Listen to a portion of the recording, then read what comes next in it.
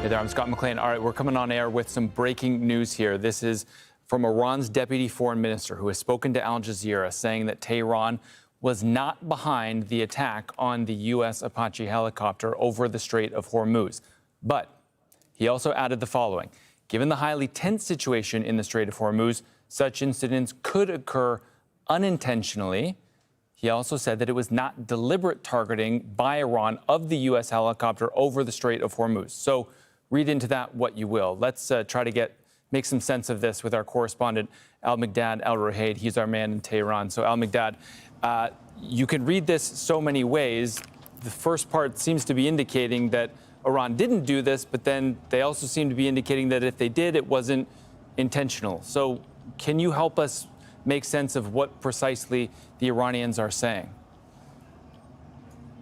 Well, actually, this a confirmation of denial of that incident, of not taking responsibility about shutting down the helicopter, Apache helicopter, by what Donald Trump, President of the United States, a couple of hours ago, this Tuesday local time, claiming that Iranian forces brought down the helicopter, Apache helicopter. And now we have this very clear message from Deputy Foreign Minister, tells Al Jazeera a couple minutes ago that Tehran was not behind the attack on the US Apache helicopter over the Strait of Hormuz. And he also said that given the highly tense situation in the Strait of Hormuz, such incidents could occur unintentionally. So that is a very clear line right now. They are denying the responsibility and also that emphasizing that Tehran is not behind this incident. At the same time, he said that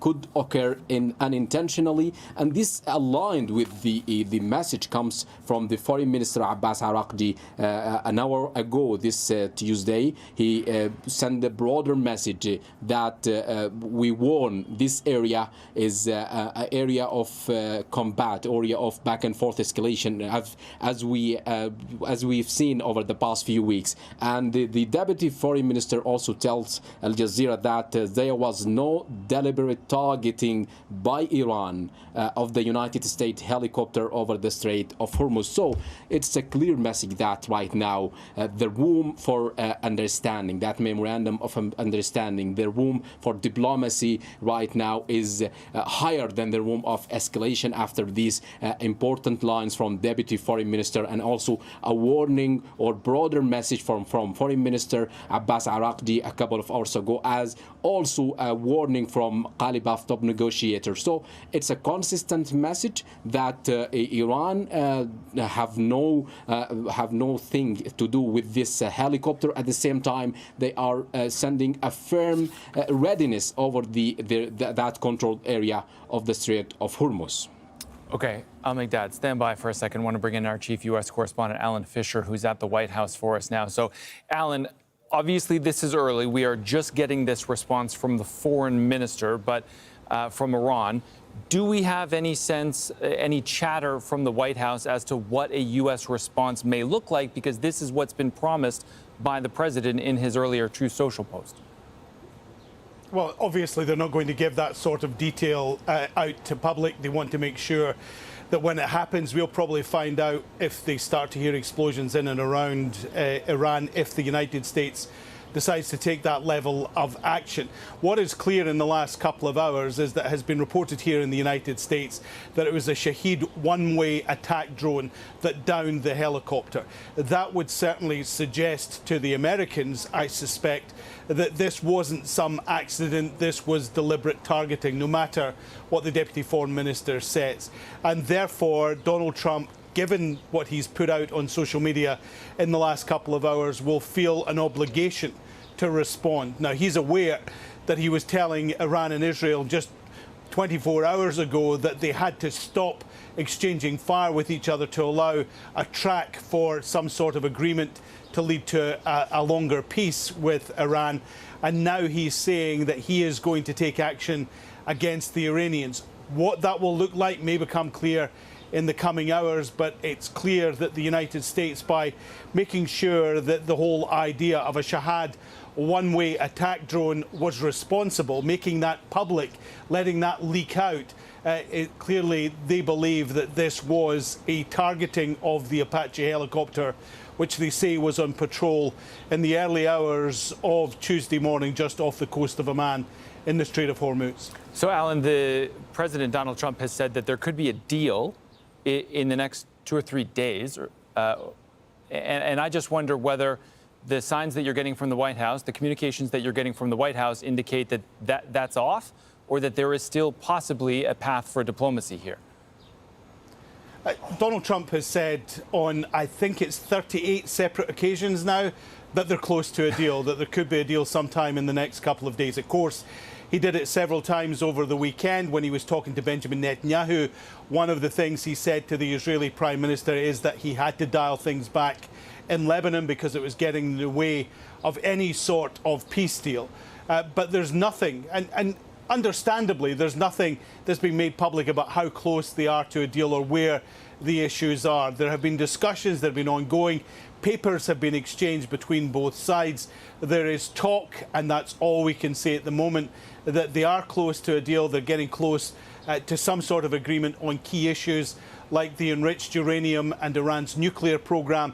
But remember, what they're talking about is a memorandum of understanding, which lays out the steps of what would happen towards a longer peace deal. So it's you do this, then we do that. You do that, then we do this. It lays out what the pathway would be to a longer peace deal, certainly sometime within the time period we keep hearing is 60 days from the signing of a memorandum of understanding. So no details of how we're getting closer to that deal, just Donald Trump again repeating that we are getting closer to that deal. Yeah, it's hard to read the tea leaves on all of this, Alan, but the president said, I think his recent quote was that there are no sticking points, or virtually no sticking points. He said some iteration of that over the last couple of days. And I wonder, I mean, is this just a formality, sort of, that still needs to be done, or is this maybe an oversimplification from the president? Well, the idea that there's no sticking points would suggest that a deal could be done and signed. So clearly there are sticking points, whether it's on the United States side or the Iranian side. They're not quite at the point where they're putting pen to paper on a memorandum of understanding. So it's clear that a lot of work still has to be done. It's interesting that when Donald Trump was at the basketball game in New York on Monday night, his two chief negotiators, Jared Kushner, Steve Witkoff, they were with him in the box. They would have been having conversations with him, no doubt, either on the way to the arena or on the way back from New York. Both of those men have been deeply involved. Last week, they spent some time at a nuclear facility here in the United States to gain some technical background on what was being discussed. But at the moment, publicly, and you understand why there's nothing publicly, these negotiations have to be carried out in relative secrecy for various obvious reasons. But there's nothing to suggest that there are no obstacles. Clearly there are, or we'd have a deal. Yeah, that's absolutely a good point, Alan. I just want to recap. So we have this news from the Deputy Foreign Minister that they are not responsible for the downing of this helicopter. But prior to that, we had heard from the Iranian Foreign Minister, Abbas Araghchi, who seemed to be responding to the U.S. president's threat to respond. And he said this: foreign forces in proximity to our territory are at constant risk on account of their own human errors, plane accidents, or potentially being caught in crossfire. To reduce risk, best solution is for them to leave. We prefer the language of diplomacy, but speak other languages too. Let's go back to Almigdad Alruhaid, who's there for us in Tehran. So is there any sort of ambiguity here that you can help us sort through between what the Deputy Foreign Minister is trying to clarify for us and what the Foreign Minister has actually said in more plain, though ambiguous language? Well, actually, from what we understand, that the Foreign Minister Abbas Araghchi sent a broader message here in the region that there is a defined area for that ambiguity, for that crossfires, for that all incidents might happen, which is in the Strait of Hormuz. And here, from the Deputy Foreign Minister, sent a clear message about such an incident, a helicopter brought down by, and claimed that from the American side that brought down down by the Iranians. So it's a kind of a broader message from the foreign minister and deliberate message, denial of that responsibility to leave door open for diplomacy. We know that there is a heavy and intense activity of diplomacy behind the scenes while all that happening. And right now, if the things escalate, depend on this latest incident, that might ruin all the effort behind the scene right now we are witnessing, especially from the mediator Pakistani and also from here in the region, which is in Doha, Qatar, and a lot of mediators here, a lot of supporters in the region. So that memorandum of understanding, that political solution, it's right now, it seems like from the Iranian side, they are opening that door. They are not closing that door. They are the language of diplomacy higher than the escalation, because they are basically saying many times, several times, that they are open to negotiate. At the same time, they are ready to any kind of escalation. So it's kind of a broader message and deliberate message from the foreign ministry. Almigdad, I think this point from the foreign ministry is worth repeating again. He said foreign forces near our territory are always at risk, whether due to their own human errors, simple accidents, or the possibility of getting caught in an exchange of fire. I wonder, I mean, is this an escalation in Iran's stance toward their own territorial waters or territorial airspace, or has this been the policy all the way through, and perhaps the Americans accidentally got on the, or maybe not accidentally, got on the other side of, or inside of Iran's territory? Well, actually, based on the statement, based on the incident that it was in the Strait of Hormuz, and for the past several weeks, we have seen that the IRGC Navy projecting what they called a Strait Authority. We have to see from which that helicopter, you know, that reconnaissance in that territory. It's such a hostile area actually when it comes to the military presence of the IRGC or the United States blockade on the other side. So it's a kind of geographically controlled area by the IRGC Navy, and they are projecting that control. They are projecting what they call the sovereignty. And just Abbas Araghchi said, it's clear it's not an international water. There is a new equation, new reality here in this strategic waterway. So based on what foreign minister said, based on several stands from military commanders, especially the IRGC Navy, it's such of a controlled area, military presence, heavy military presence actually, especially when it comes to the overlooking cities, starting from Hormuz Island, starting from Qishm Island and Surik and Bandar Abbas. All of those cities right now is under a heavy control of the army, of the Iranian army and IRGC Navy. So this is a line coming from Abbas Araghchi, has a deliberate meaning that the Strait of Hormuz is not an international water, and he put that there must be a risk of crossfire, must be a risk of what he called the constant risk of account to their own human errors. So it might be an error from the American side. It might be a miscalculation from the speedboats belonging to the IRGC Navy. But at the same time, the deputy foreign minister ruled out any speculation about that. There's intentional threat from them to the American side, especially when it comes to the latest incident about the Apache helicopter. Yeah, so let's just remind our viewers what we're talking about here. So this is reporting that we have. The Iranian deputy foreign minister has spoken to Al Jazeera to say that Tehran was not behind the attack on that US Apache helicopter over the Strait of Hormuz. But he also says that given the tense situation in the Strait, that such incidents could occur unintentionally, and it was not deliberate targeting by Iran of the U.S. helicopter over the Strait. Obviously, this is in response to what the president had said on Truth Social. I have been informed by our great military that last night the Iranians shot down one of our highly sophisticated Apache helicopters while patrolling over the Strait of Hormuz. There were 2 pilots involved. Both are safe and uninjured. Nevertheless, the United States must of necessity respond to this attack. Let's go back to Alan Fisher for a second. Alan, I just want to pick up on something that you said earlier and what the president has written in this True Social post, that this was a that this was an unmanned drone boat that basically was used to rescue these 2 airmen inside of this helicopter. How unusual is it, or what does it say about the safety of that area or the danger in that area that the U.S. is using unmanned boats to rescue these 2 pilots? Well, it reduces the risk immediately, and it's the first time the US military has used this technology. It took them 2 hours to locate and rescue the missing airmen. Let me tell you what I've been hearing just from texting a few people in the last few minutes about what is happening.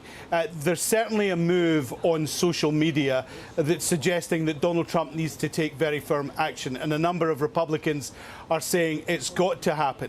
One person described it as what's going on at the moment is a ceasefire. There has been exchanges in the past between the United States and Iran. We've seen them target military positions in Iran itself and also leadership positions, but no one has died. Now, no one died in this incident, but the Americans are regarding that as fairly significant.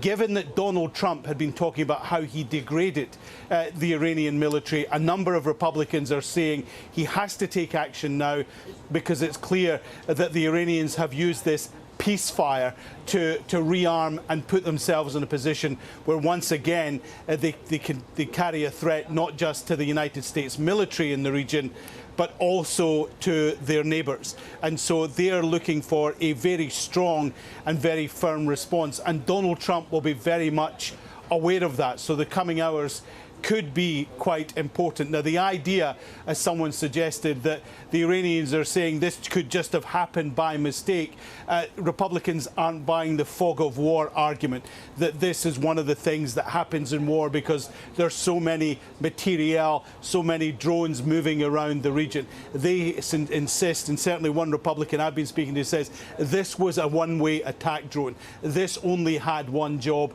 and it seems to have been aimed at the Apache. Now, they're working with no classified information. They don't know what the American military has found out in its investigation, but that is certainly a feeling among some Republicans I've been speaking to just in the last 10 minutes, that Donald Trump has got to take a strong stand against this, no matter what the Iranians are saying.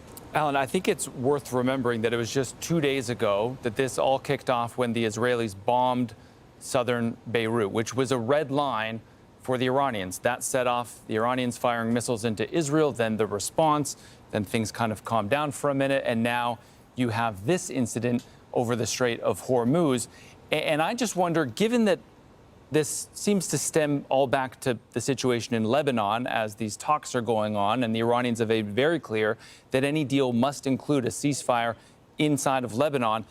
The U.S. vice president, what he said stood out to me because he said effectively that, look, a deal is going to be good for the American people whether the Israelis like it or not.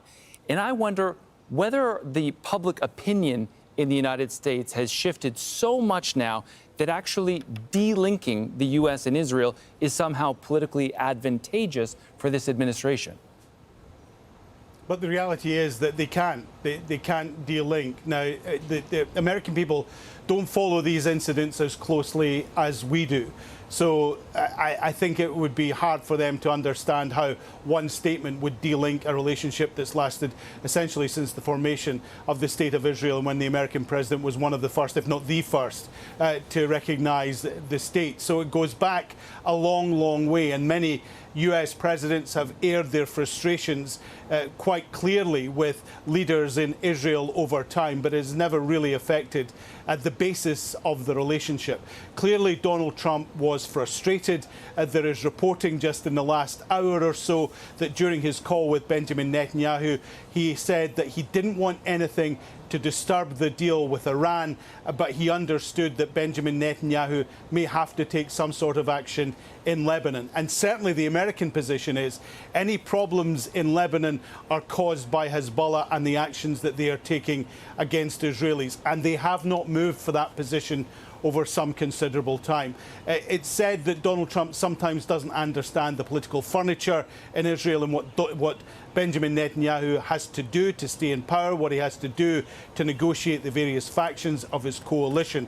The American position with Israel is not going to change, and so they can say that the Israelis may have to just accept the deal, and it's clear that Donald Trump will do a deal that he thinks is best for America first and foremost, without considering any other country in the equation.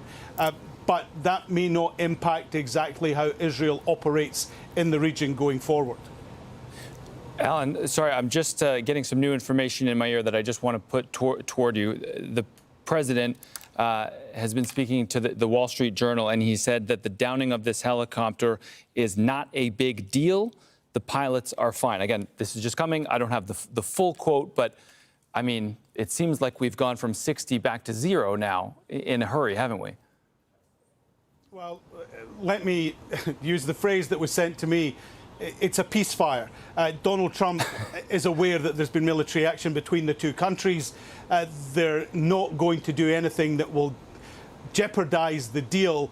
So there could be some military action. We have seen that in the past, that people have almost called them cosmetic actions, that they have to be seen to be responding. Donald Trump has said that the Iranians did that against the United States in Iraq, that they didn't do too much damage. They actually did a lot more than Donald Trump declared when he killed Soleimani.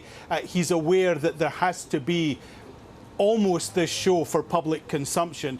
And so even though he's dialing it back, he will be aware, as I've just been saying, of the pressure coming from his own Republican Party, that Donald Trump can't let this go past without taking some more military action rather than a few military sites or leadership sites being targeted. It has to be more significant, particularly as many Republicans believe the peace fire has allowed Iran to rearm to a degree that now carries a significant threat to the United States or to their Gulf neighbors. Yeah, one other line, Alan, from that Wall Street Journal interview that we're getting, where the president says the embargo is making Iran extremely poor and will remain in place as long as necessary. Let's go back to Almigdad Alruhaid, who's standing by for us in Tehran. So, Almigdad, we've also gotten some news from the Speaker of the Parliament, Mohammad Bagher Ghalibaf, who is saying effectively they're still looking for diplomacy here. Can you expand on what he said exactly? Well, actually, that message a couple of hours ago, he said that Iran knows Iran actually need to negotiate. He need to diplomacy to prevail. But at the same time, he said that we speak another language fluently. Might refer to the military readiness, to the deterrence that they are showing right now, especially in the latest incident back and forth between United States Navy and forces here in the Strait of Hormuz and the cities overlooking the Strait of Hormuz, and also when it comes to the situation in the southern Lebanon and southern suburbs of Beirut. So the message coming from Mohammad Bagher Ghalibaf, he said that we prefer the language of diplomacy, but we speak other language far more fluently, is actually to send a clear message that they are open to negotiate, but that the diplomacy must be backed with leverage, must be backed with the strength of military readiness of military, and this is actually shown in the field, especially on the Strait of Hormuz, especially on the what they called right now. Just yesterday, the commanders from the IRGC said that right now we are building a new belt of security, which is stretching from here, from the Strait of Hormuz at the entrance of the Gulf, all the way to the Strait of Bab el-Mandeb at the entrance of the Red Sea. So this kind of rhetoric we have been hearing several times. We have been hearing many times from different leadership here, from different level of leadership here, politicians, spokesman for foreign ministry, and also military commanders. So what we are seeing right now from the Iranian side, that their stance is in one place. place. There is no change in their stance. There is no change in position over the past few weeks, especially when it comes to negotiations. Basically, they are demanding what they call the tangible verification when it comes to such an escalatory incidents right now we have seen in the past few days, especially when it comes to the back and forth escalation here in the region. So that basic necessity, that the basic or fundamental course for their agreement, for that memorandum of understanding to reach a deal with the United States and to reach a deal, a comprehensive deal, that what they call the comprehensive deal, a long-lasting peace, not a fragile ceasefire, back another time to negotiating table and another time to another round of confrontation. So the message coming out of Tehran related to all that incidents is consistent, is no change in places, no change in positions. That, from what we understand here for several weeks right now, since the last brokered ceasefire earlier in April, and now they are linking everything here in the region together, starting from here, from Iran to the southern Lebanon to the Strait of Hormuz, the naval blockade. All of that remains as a sticking point for them to prevail with diplomacy, to go further with diplomacy. And basically they are demanding a full agreement for ending the war on all fronts. And right now we are seeing these escalatory measures between both sides, which is bringing back the idea of deep mistrust when it comes to negotiation. So the Iranian officials right now projecting the same stance, the same imposition, as we said. And also Abbas Araghchi just said in his latest message about this incident of the helicopter, he said that the Iranian prefer the language of diplomacy. However, he said that in his message, our brave warriors have shown to the world we know how to speak other languages too. And right now we have seen another message which is actually consistent with the broader message from the deputy minister.